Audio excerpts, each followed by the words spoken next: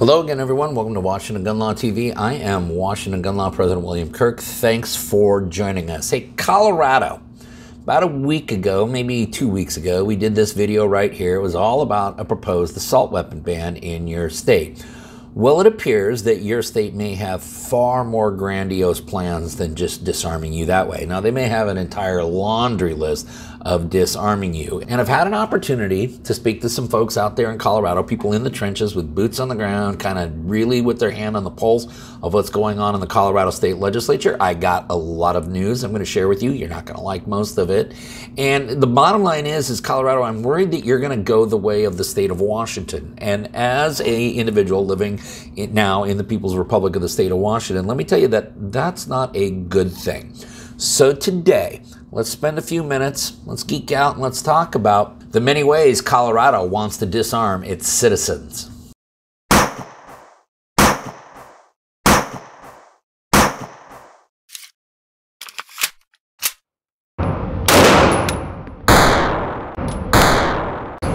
You know, I bet you wish you could go and do this every day, but you don't, do you? And I imagine you wish your groups looked a lot like this, but they don't, do they? No, instead they have a tendency to look a little bit more like this. Plus, you might have noticed that this stuff ain't very cheap anymore. Or, just hear me out, you can use your Mantis X10 Elite training system like I do. Listen, this thing is way too easy to use. Step 1, install the Mantis training app to your smartphone. Step 2, install the Mantis X10 Elite training system to your firearm. It's as simple as this. Step 3, open up the training app, select your program, and away you go. Listen, you can practice in the comfort of your own home. This app will store all the data. It will tell you what you're doing wrong, what you're doing right. It will tell you what you're improving on and what you need to work on. The best part is, all you need is your firearm in the Mantis X10. You don't need any ammunition, and you don't need any expensive membership to a range or a gun club. And right now, if you want to check this revolutionary system out, all you got to do is click on that link right up there. For more information, visit our good friends at mantisx.com. Okay, Colorado, we're going to talk about your assault weapon ban again, but we're going to end up talking about a lot more. Now, I will point out that I will give a shout out to my favorite Colorado resident, and of course, that is the Dudley Brown, president of the National Association for Gun Rights. Dudley, this is for you and your fantastic organization. I did have an opportunity earlier in the week to talk to Taylor with the Rocky Mountain Gun Owners. And Taylor, thank you for all the information. Taylor, as you guys are probably familiar, is organizing a lot of efforts out there trying to stop the insanity that's coming out of your state capital. Now, and we really do, Colorado, have a lot of similarities as states. We have a lot of natural beauty. Your state is gorgeous. I've been to it many times. I think Washington State has a tremendous amount of natural beauty. It has a tremendous amount to offer in the way of economic and educational opportunities. It's always been a very welcoming environment, just like the state of Washington. It was really a state that you could brag about. And you guys are going freaking crazy, just like our state has gone. And I'm telling you, you're going to ruin your state, because what you're seeing here is you're seeing a lot of legislation that is hell-bent on disarming the lawful and responsible Colorado gun-owning resident. But you're seeing a lot of other legislation which actually addresses the real crime problem and goes after the identifiable group. And that's getting killed in committee because you have a very large Democratic majority. And I can assure you, if you just want to take a look at the state of Washington numbers right here and see what happens, yeah, not good at all. So, as a Washington resident, let me give you a piece of advice. Take a look at Washington's playbook and then do everything exactly the opposite. Okay, let's talk about a couple of other things too. One of the things is that your governor, Jared Polis, said that he was really kind of more of a libertarian versus a liberal. But I would point out that history has shown that every time Governor Polis gets a piece of gun control legislation on his desk, he has no problem signing it. So I think it is safe to assume that any bill that makes it out of the Colorado State Legislature and gets to your governor's desk will in fact be signed. Let's start with the one that you guys are all freaking out about. That is House Bill 1292, which is your assault weapon bans. It's the bill that we did this video on right here. It has currently been sent to committee. I believe there was a similar bill last year that went to committee and it kind of died there. And committees can be a place where bills can go to die. However, inside information tells me that there's been all new committee assignments this year, and the committees that could have possibly stalled this legislation out are being chaired by individuals who probably are very anxious to get this passed. So we do believe that this thing is going to make it out of committee and then onto the House floor. That's a problem, Colorado, because there's a supermajority in the House right now, a Democratic supermajority. So that is not going to be good. Now, interestingly, if you take a look, Colorado, you don't have a Senate co-sponsor yet.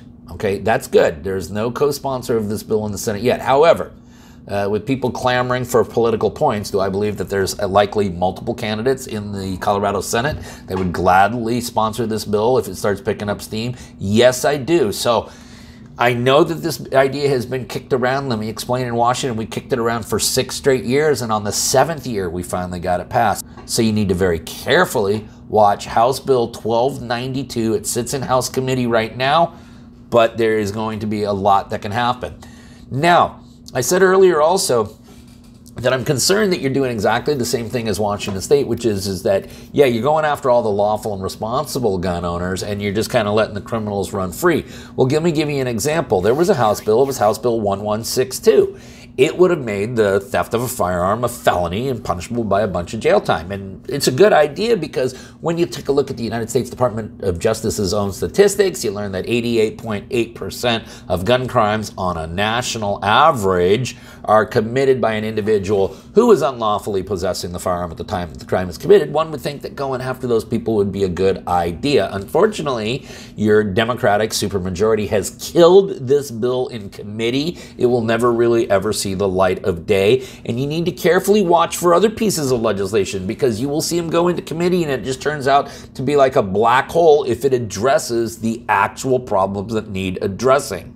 Now, the bad news is that the scuttle in your state capital is that the Democrats have a whole slew of additional bills that will be coming out. Most of them will be introduced in the House, and it is a laundry list of all the civilian disarmament pieces of legislation that we're seeing nationwide. So we're talking about a license to purchase. We're talking about a limitation of 1 gun per month. We're talking about mandatory insurance, which that's actually already been filed under House Bill 1270.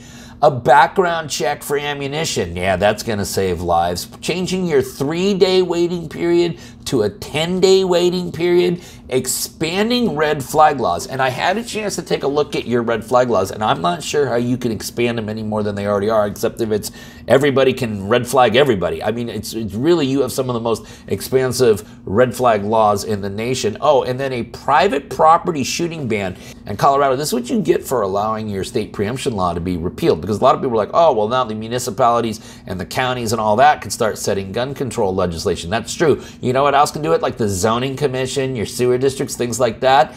That's also going to serve as an act of civilian disarmament. So this would really, really limit or prohibit completely the ability for people to shoot on their own land.